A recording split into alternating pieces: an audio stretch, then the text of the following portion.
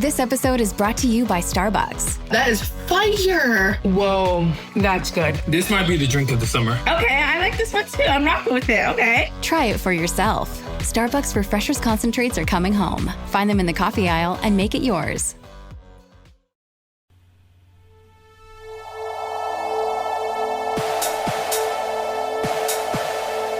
The History of the World podcast, written and presented by Chris Hasler. Volume 3, The Classical World. Episode 65, The Zhou Dynasty.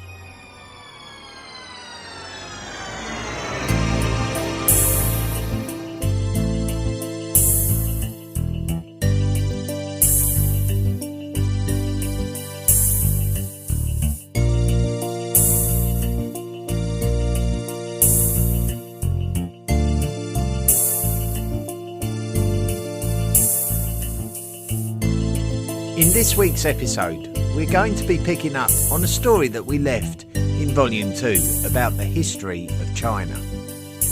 During episode 30 of that volume, we told the story of the Shang Dynasty of China, who were an important entity during the second millennium BCE. The centre of the Shang's geographical area of influence was the lower Yellow River, but at their greatest extent, they would stretch their domain southwards to the Yangtze River. The last monarch of the Shang dynasty was King Zhou. King Zhou has a historically bad reputation. He is described as an alcohol drinker, a womanizer, and a gambler. The problem with this description is that it may have suited his enemies and his conquerors to portray him as such in order to shame him. He is still reported to have reigned over his people for almost 30 years during the 11th century BCE. His enemies and his conquerors came from the west, the tribes of the Zhou. It is suggested that the scenario was not unlike that of the barbarian tribes around the Roman Empire, where the barbarians would be learning and benefiting from being the neighbours of a more advanced society. The Zhou are believed to have advanced their own culture thanks to their closeness to the mighty Shang dynasty. They became powerful enough to challenge the Shang, and indeed they did. The Shang and the Zhou almost certainly had ethnic distinction that existed before the fateful Battle of Muye and after. The Shang are described as a people who used the Zhou to conduct human sacrifices to their deities. But after the Zhou defeated the Shang, causing their king Zhou to commit suicide, the people of Shang ethnicity now became the slave class of the new ruling Zhou dynasty. The Zhou would almost certainly use the Shang workforce to help construct their new city of Luoyi, modern Luoyang, within traditional Shang territory. Having conquered the mighty Shang, the Zhou dynasty's territory was vast, stretching from their original heartlands in the Wei River Valley eastwards to the Yellow River, which the Wei contributes to, and which occupies the heartlands of the Shang. So we can recognise a cultural distinction between the Zhou heartlands in the west and the conquered Zhou territory of the east, which contained the remnant of the Shang. So we can conveniently refer to these cultural territories as the Western Zhou and the Eastern Zhou.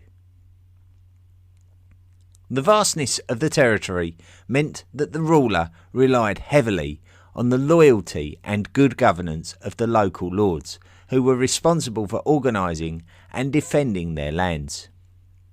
The Zhou would have been equally as susceptible to barbarian attacks as the Shang before them. It does seem that Shang traditions appeared to be important to the Zhou in general. For example, the Zhou concept of a supreme deity called Shangdi is believed to have been brought forward from the Shang dynasty. Also well mentioned is the Zhou concept of the idea of heaven called Tian, which is a development of the theory of Shangdi. So heaven as a concept is synonymous with the supreme deity, and as such the Zhou kings were referred to as the Tianzi, sons of heaven, having been allowed to rule with the supreme deity's blessing via the mandate of heaven, the will of the supreme deity. We introduced the concept of the mandate of heaven during our Shang Dynasty episode. There would have been an aristocratic class who enjoyed living off of the wealth of the realm that relied on the daily grind of the slave class, but also on the entrepreneurial skills of the merchants coupled with the artisans. All in all, this is really not an unfamiliar trend for the way of life of a large urbanised agricultural ancient kingdom in any part of the world. The collapse of the Western Zhou. Similarly to the Shang dynasty, we have limited information about the earliest years of the Zhou dynasty, although we have mentioned the fact that we can definitely recognise an ethnic difference between the Zhou heartlands of the west and the former Shang heartlands of the east. We know that the Zhou were a confident and successful dynasty in its earliest years, acquiring more land as opposed to losing it. The power of the Zhou remained in the west until the 8th century BCE, when we can observe the first signs of Zhou weakness. It has been suggested that the system of local landlords, not too dissimilar from the medieval European feudal system, would often bring two chiefs into conflict with each other, despite both chiefs commonly existing within Zhou territory. This may have been a contributing factor to the success of the barbarian tribes who invaded Western Zhou territory during the first half of the 8th century BCE.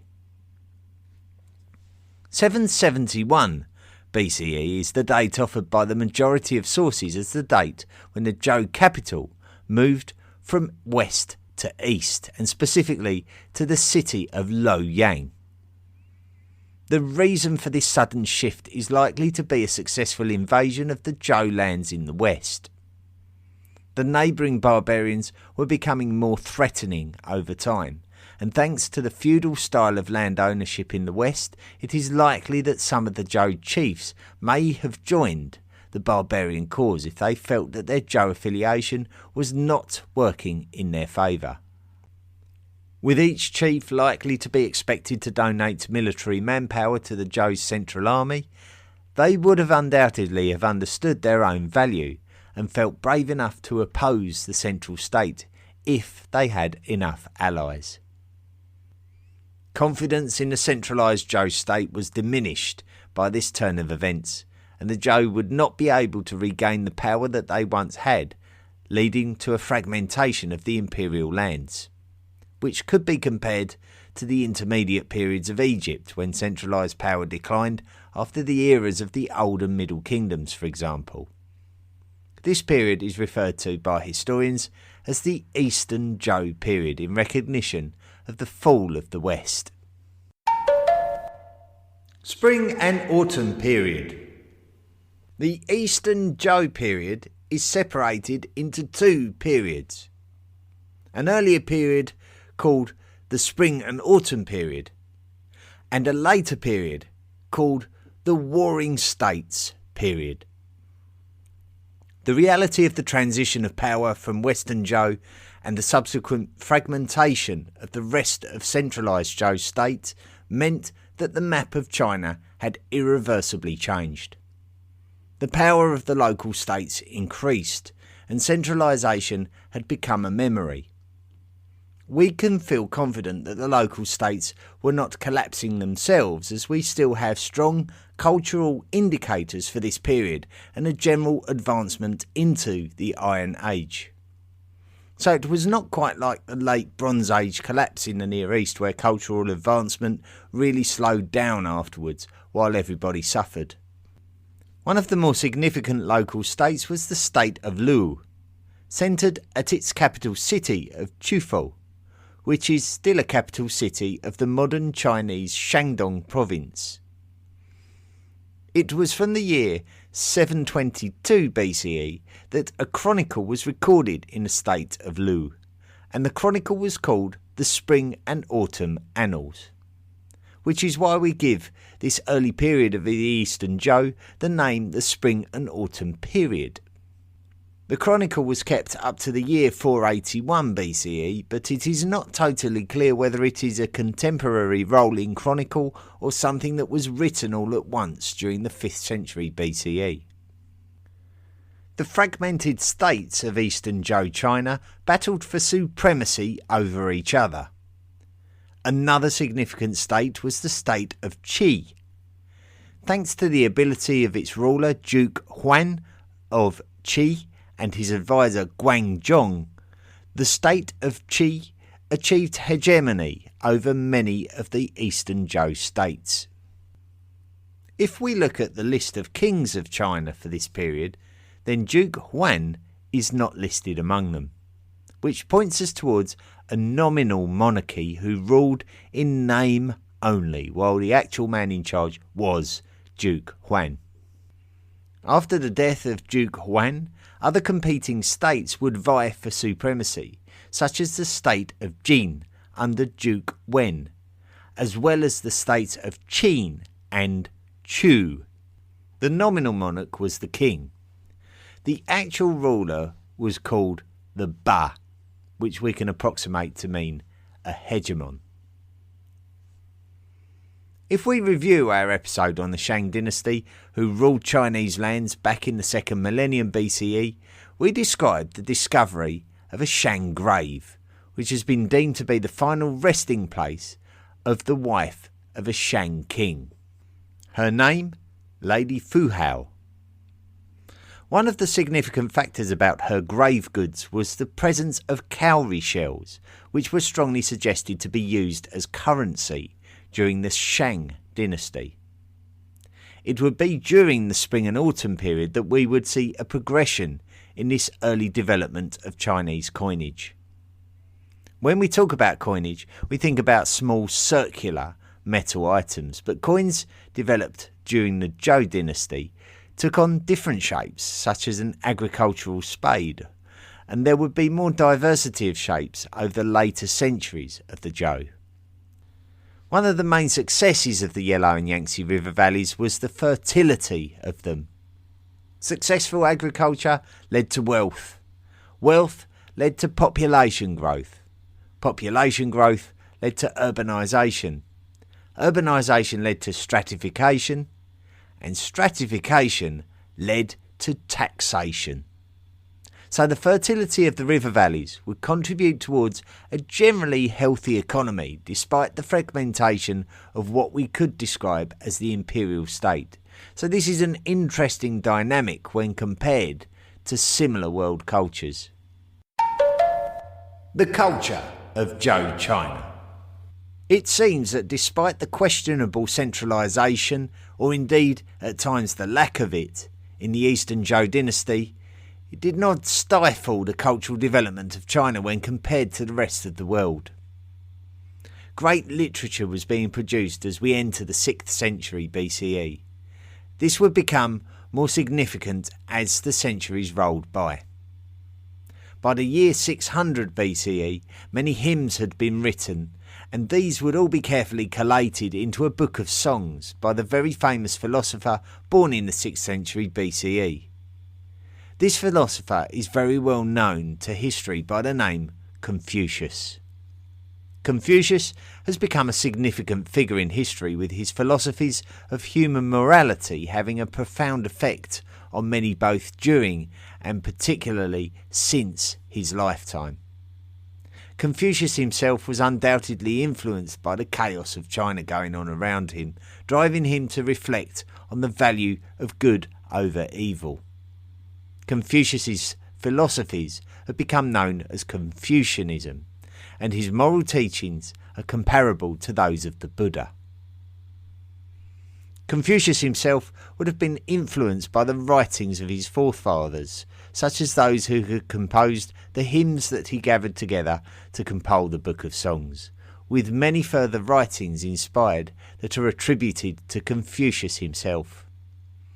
The cornerstone of his philosophy on how one should live their life was encapsulated by the Golden Rule: what you do not wish for yourself, do not do to others.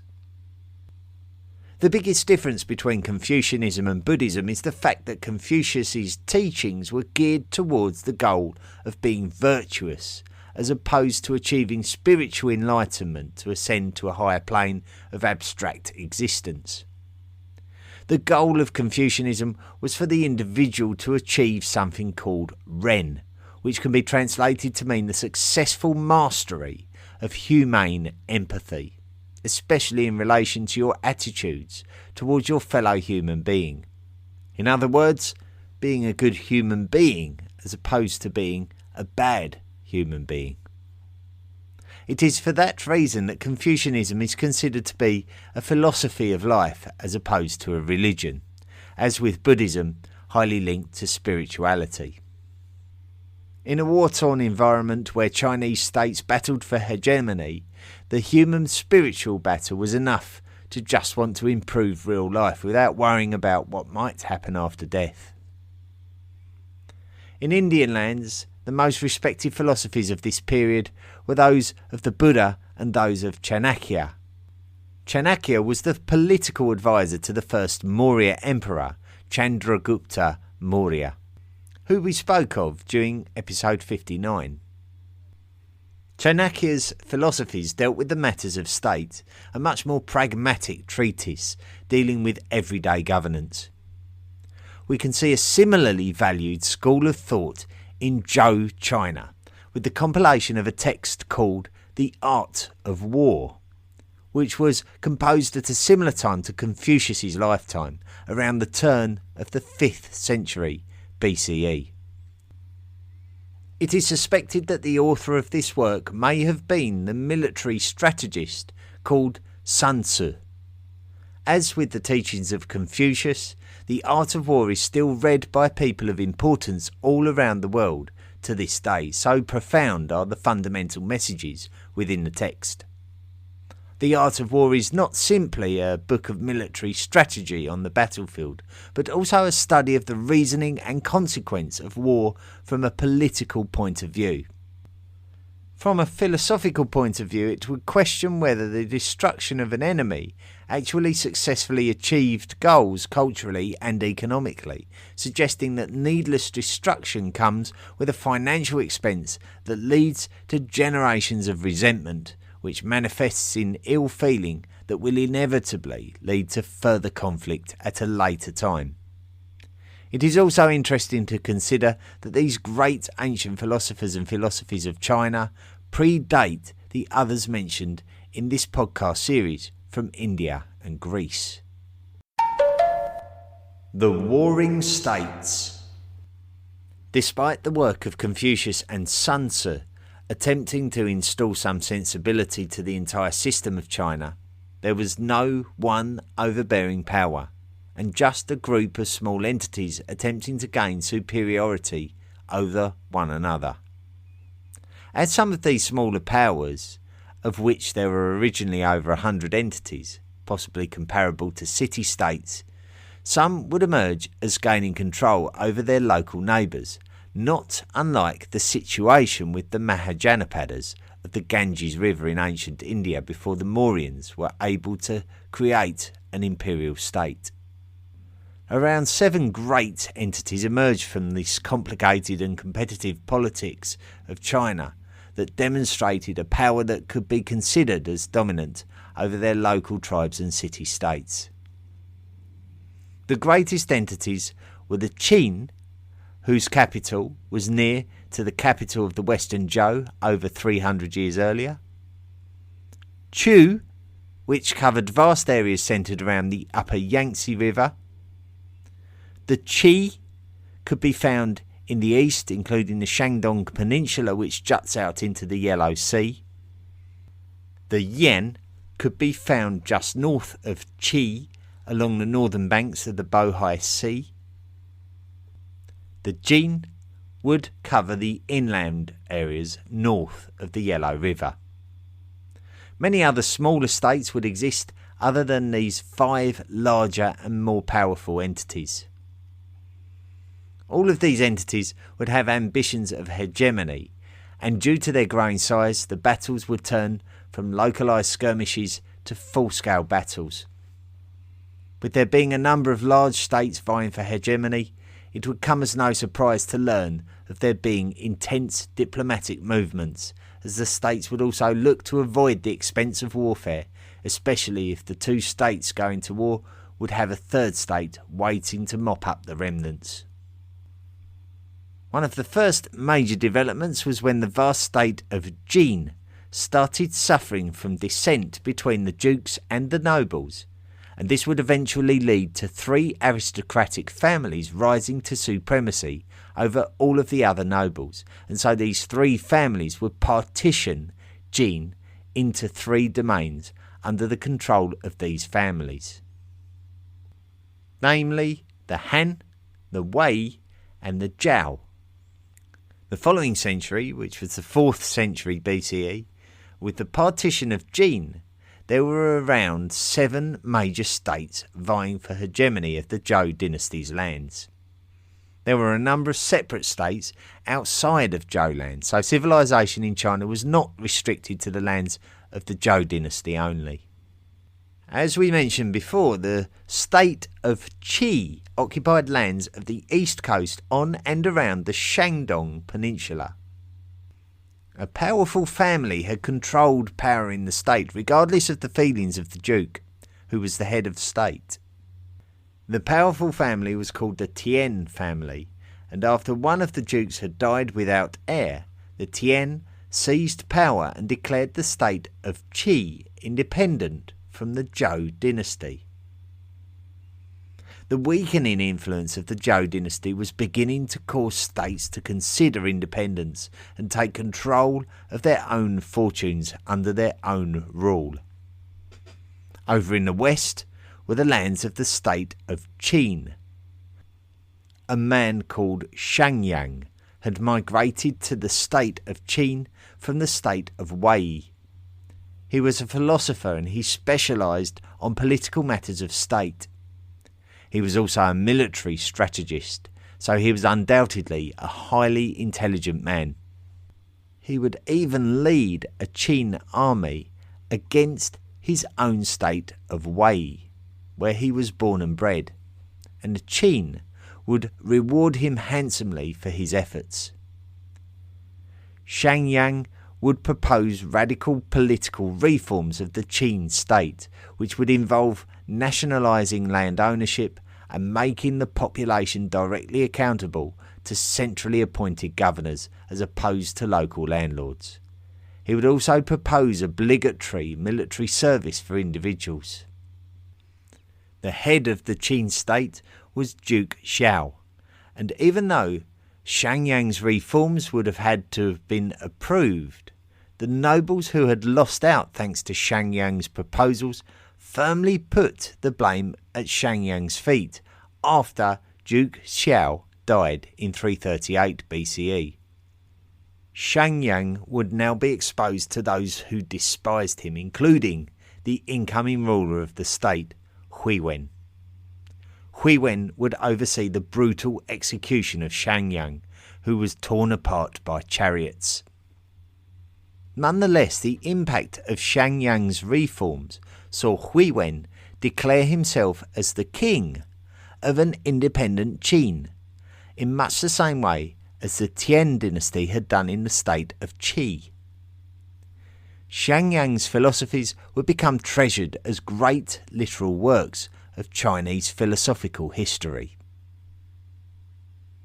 The centralised Zhou dynasty was all but finished when its states were declaring independence and their ruling dukes were declaring themselves as kings.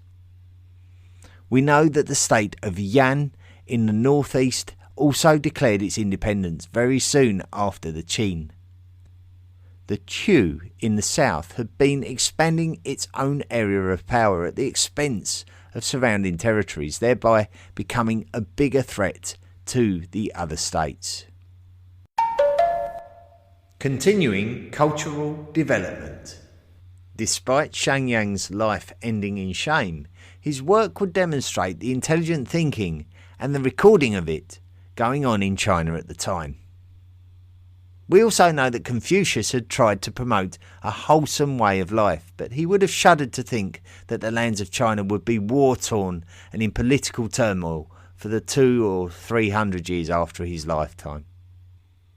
It may have been during this warring states period that a man called Zhou was alive, but no one is completely sure, with some even suggesting that he was a contemporary of Confucius, which makes his lifetime earlier than the warring states period, right at the end of the spring and autumn period. Zhou philosophized that the universe was underpinned by an intangible quality called the Tao, which is central to everything that exists, and that the universe relies on the balance of opposites to maintain harmony with Tao. Those who are enlightened to the ways of the Tao are considered to be the ones who have discovered the most fundamental wisdom, so it is regarded as a mental achievement. Zhou would also philosophize about a quality called Wu Wei, where harmony could be attained on a practical level. For example, if all matters of state were being run in the most optimal way possible, then it could be perceived that the leaders would need to do nothing other than allow things to just peacefully be, without unnecessary interference. This would be the successful achievement of the concept of Wu Wei, and would agree with the philosophies of Confucius. The fundamental difference between Confucianism and Taoism would be that Confucianism was much more of a way of life, whereas Taoism promoted deity worship and could be considered much more like a genuine religion. Taoism would be a popular part of Chinese history, and it is still adhered to in the present day by many societies of China and of Chinese culture. Confucianism was more idealistic than the much more pragmatic Taoism and the state leadership philosophies of Shang Yang. With the Warring States period reaching a crescendo, one man would take all of these concepts a stage further, and his name was Han Fei. Where Confucius suggested that the best society would be one that could live without law, Han Fei would counter-argue that human nature is essentially self-serving and that benevolence is something that humans may or may not develop, and as such it would be much more philosophically correct that society should always live under strict laws.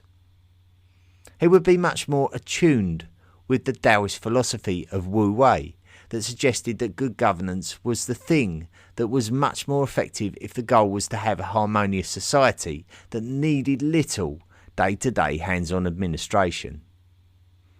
The combination of these philosophies is called legalism, which in short declared that legislation is the best way to prevent negative action based on natural human selfish impulses. The rise of the Qin. The seeds of legalism were planted during the reforms of Shang Yang within the state of Qin during the 4th century BCE. The Qin would have taken command of many of the tribes to the west of the Zhou dynasty, and therefore grew in stature and size with particular thanks to the aforementioned reforms. It seems that the Qin developed an appetite for further power and expansion. At the start of the 3rd century BCE, 2 of the 3 former Jin states that had emerged from the partition mentioned earlier in the episode decided to join forces against the aggressions of the Qin. They were the Wei and the Han. The Wei and Han did not have a lot of positive regard for one another, despite their common Jin origin, but the threat of the Qin was now fast becoming considerable, and so an alliance was regarded as necessary. Accounts suggest that the combined forces of the Wei and Han alliance may have been as many as 250,000. The Qin didn't have that kind of number, but they recognised levels of distrust between the Wei and Han and sought to exploit them where they could, playing on the tensions between them. For example, they would attack one state's military, causing them to question the loyalty of the other if they were not quick to come to their rescue. The result of the altercations came at the Battle of Yiche in 293 BCE, when the Qin scored a decisive victory over their foes and marched into the territory of central China for the first time.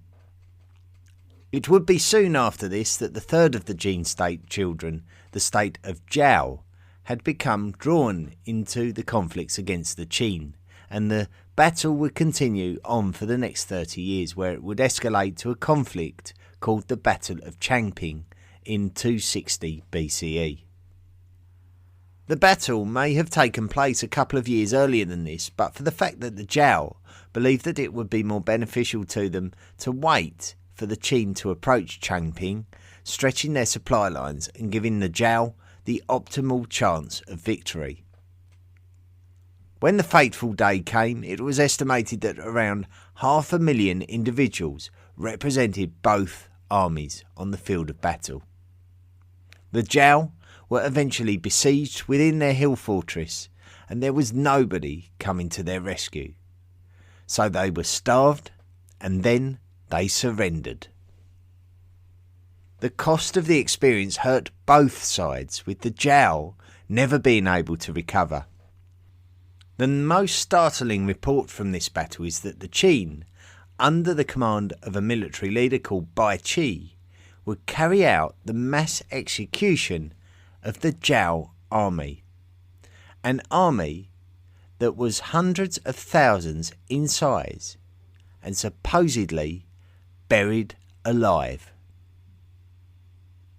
Whatever the entire truth, we can be sure that by now the Qin were claiming to have complete hegemony over the Chinese states, despite needing to recover from their exhausting campaigns against the Zhou. The Zhou dynasty by this time had become somewhat meaningless, and the Qin were now the ones to be feared.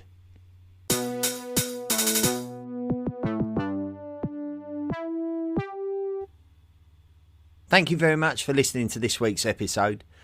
Quite a complex subject matter, that the Zhou dynasty, that went through many different transformations throughout its history, but we had to cover it, and we had to generalise quite a lot of important stuff as well, such as Confucius, Taoism, and the spring and autumn period, the warring states as well. Is very difficult, especially for westernised people to get to grips with all the Chinese names, those little one-syllable names.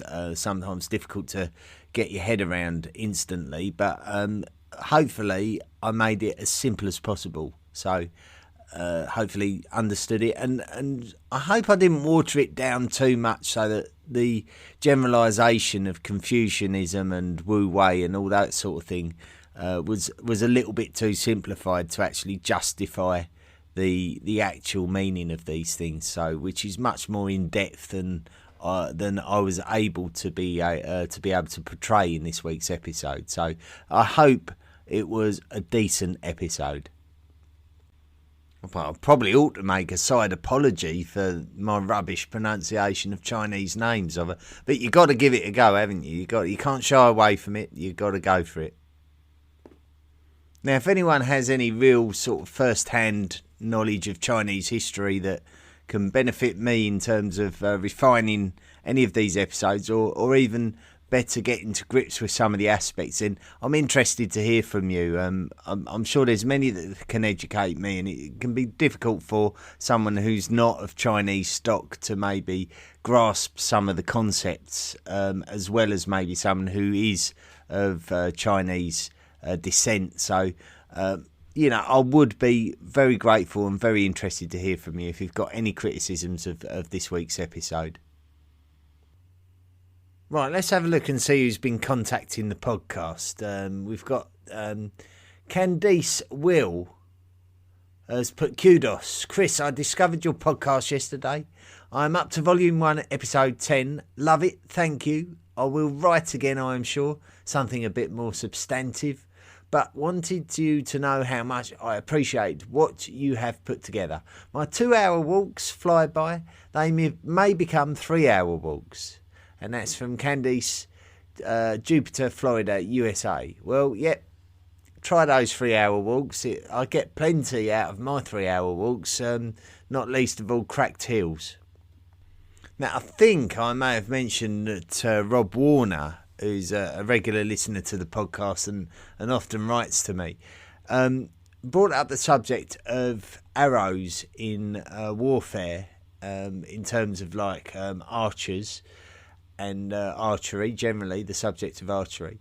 And he was fascinated by the fact that arrows once shot, what would happen to them? Was that the end of it, or were they reused?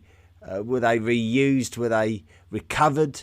And someone he stumbled across an interesting brief article about this very subject and how coppicing was able to create the perfect size piece of wood that would be for an arrow, and how the arrow head was moulded together and attached to the shaft with pitch, and how it would really be more interesting for people to recover the shaft than the head.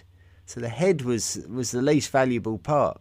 So very interesting. I'll try and twist his arm into posting it on the discussion forum. I noticed that he joined the discussion forum, and I'm hoping that I can twist his arm into posting it on there. If you've not joined the discussion forum, it's worth it. If you've got any general questions, there's a number of people now using the forum, and to varying degrees of knowledge as well. And it can, if there's a gap in your knowledge and you want to ask a question, don't email me.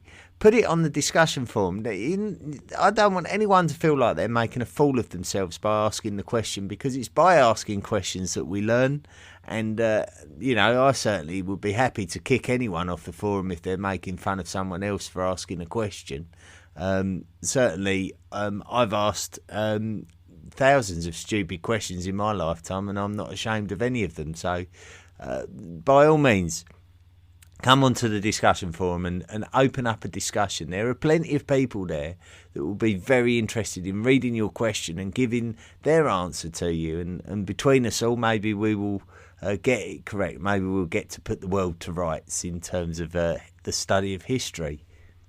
So if you want to find the discussion forum, just go to the historyoftheworldpodcast.com website and click on the interact page link. And you'll find the discussion forum as the very first thing on that page.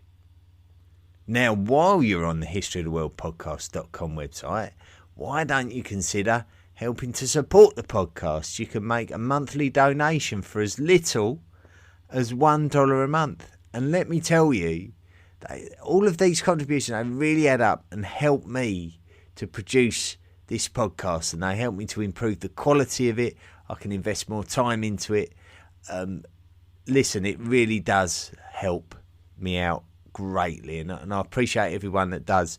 When you join the Patreon page and sign up to make monthly donations, that's where you click on the Patreon link and it will take you through to the website, or you just sign up, make any kind of contribution. You become a lifelong member of the History of the World Podcast Illuminati. It's a serious distinction that in your human lifetime to actually have that on your CV, a History of the World Podcast Illuminati member. I say CV, you call it a resume over the other side of the pond from me. So, but yes, nonetheless, as a History of the World Podcast Illuminati member, you can actually qualify for rewards for cumulative contributions to the podcast. You can get fridge magnets, and you can commission your own episode. You can even get a T-shirt There's plenty. It's all there. It's all on the Patreon website. If you go along and visit, have a little read of it, and sign up and become a member of the History of the World podcast Illuminati, as has just checking my list here. We've got Anirudh Nikhil has become a lifelong member of the History of the World podcast Illuminati. Thank you so much for helping the podcast out, and it really does help. Tufik Tamim has written to me on Facebook and put, "Hi Chris, very well done on the History of the World podcast. The explanations, voice and tone are clear and the content is so interesting. I am on volume 1, episode 7, and I think I will finish all volumes within a month." God, that is hard going. That is really tough going, that. I find them to be very enlightening. Thank you so much for your hard. Thank you so much. That must be hard. You've missed out the word work, I think, there. Thank you so much for your hard work. You are making it easy for us all to understand the history of mankind. I'm a big fan of Neolithic and the Bronze Age and can't wait to reach this period, but would not want to miss out on previous sessions. Thank you, Tufik. That's a very, very kind message, and thank you so much for taking the time to write in. Okay, reviews. Let's have a look at the reviews that have come in. So, firstly, we've got Dr. MC Williams. You sound like a rapper there, Dr. MC Williams. Dr. Mark C. Williams via Apple Podcasts Australia has put wonderful, wonderful and intriguing accomplishment. Lord John via Apple Podcasts Great Britain has put great history podcast. I can't recommend this podcast highly enough. It's exactly what every history lover needs, and Chris does a fantastic job transferring all this knowledge effortlessly. Keep up the great work, Chris. Thank you. And Jer from Escondido via Apple Podcasts United States of America has put fantastic podcast. The no-nonsense yet enjoyable presentation makes this podcast outstanding. Thanks, Chris. Well, what a good week I've had. You're all so kind, and I almost feel embarrassed reading them out. I do, but I do feel like I owe it to you to do so, because you've taken the time and the trouble to actually do it. So it can be nice to hear your name over the airwaves. So it's my pleasure to do it, but goodness me, it just seems like you're all so full of kindness and positive energy and kind words. So I can't thank you all enough. It really does mean a lot. Next week we're going to be continuing our timeline of China. So really, like for a couple of episodes now going forwards, we're going to be just following the timeline of China, really, and then ultimately culminating in a little look at the Silk Roads, because this is an important development that we really need to sort of tie up that story. But we've got a bit to cover before that. We've got to talk about the Qin, who have taken over in China now, and then subsequently the Han Dynasty as well. So we've got to take a closer look at them. But that's all to come in the coming weeks. Next week, it's the Qin Dynasty, what happened to this brutal and power-hungry regime that was taking over China. Find out next week in the History of the World podcast. Until then, be good. Come to the History of the World podcast.com and join all the other hot worlders on our wide range of social media. Why not support the podcast by clicking the Patreon link or buying me a book and becoming a lifelong member of the History of the World podcast Illuminati? Drop me a line at historyoftheworldpodcast@mail.com and let me know what you thought of this week's episode. See you next time.